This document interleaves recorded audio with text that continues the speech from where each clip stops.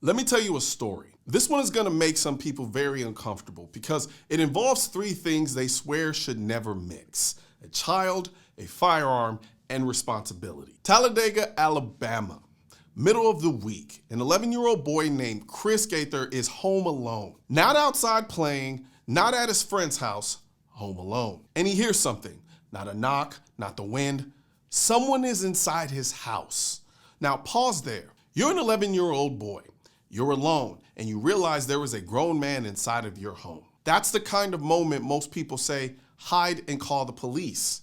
But that advice assumes police are already outside. It assumes time. It assumes safety.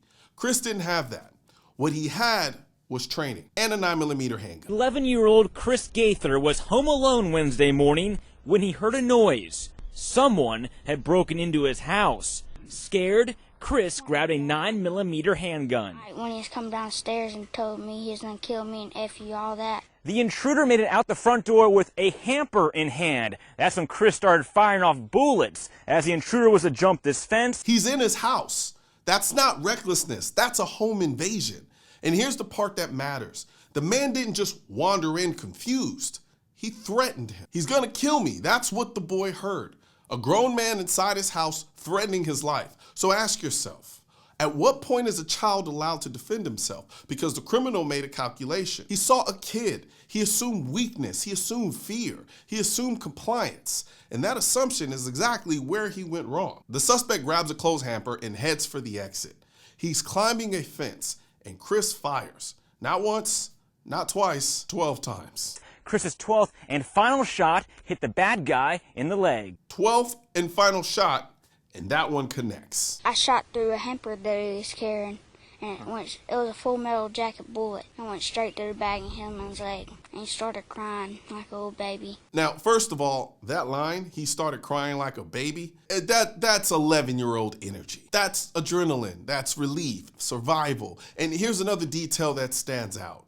When Chris first pulled the gun, the intruder didn't take him seriously. A baby that learned his lesson. When I pulled the gun out on him, I guess he didn't think it was a real gun because he didn't worry about it. He just kept on walking. He didn't think it was real. He saw a child, he saw a bluff, and he saw an easy house. He didn't see preparation. Now, let's address the part some people are already typing angry comments about. Yes, he fired while the suspect was running away. From an adult self-defense standpoint, that's where things get complicated. Because as adults, we're taught something very specific. Deadly force is justified to stop an imminent threat.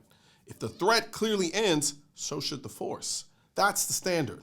And I'm not gonna sit here and pretend that from a textbook adult legal perspective, firing at someone who appears to be fleeing is clean and perfect. It's not that simple, but context matters. We're not talking about a trained adult calmly assessing backdrop, distance, and proportional response.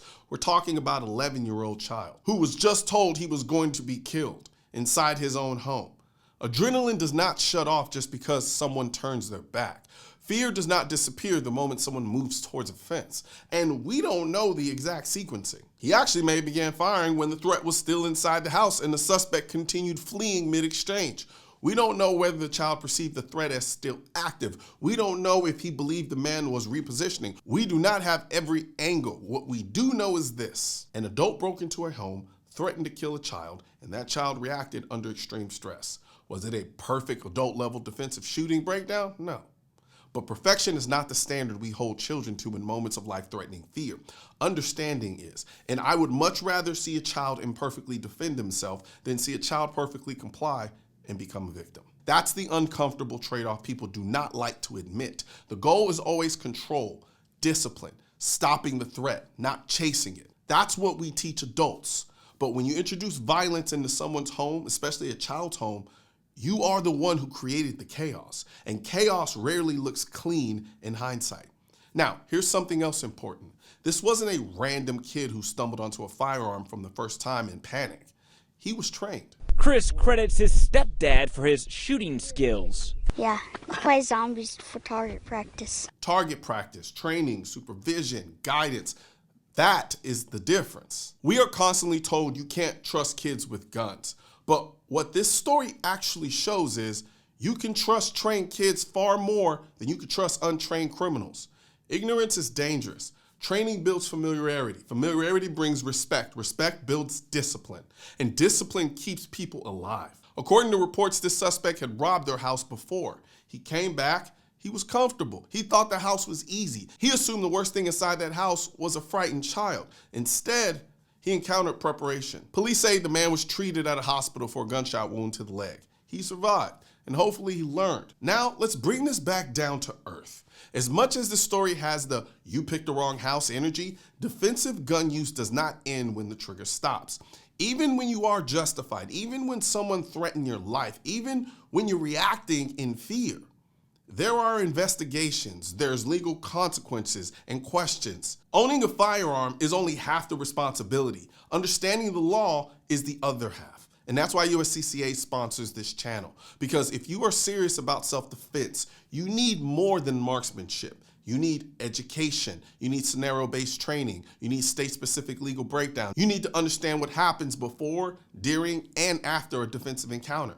With a USCCA membership, you get access to self-defense training, legal education, and financial and legal protection if you are ever involved in a defensive incident. The worst time to learn self-defense law is after you've already had to defend yourself.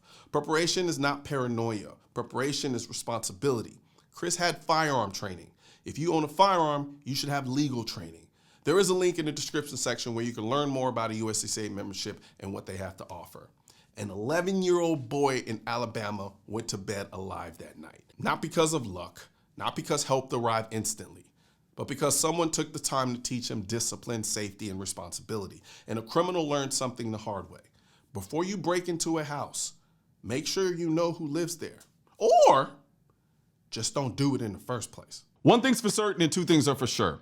Politicians and tech giants don't want gun content to be recommended to you. And we're all fighting this culture war together. Now, you can help do your part by liking, commenting, subscribing to the channel, but most importantly, sharing this video with at least one person. Together, we can stop the suppression of our 2A rights. And don't forget to click the link in the description section of this video for the products that I mentioned in this video.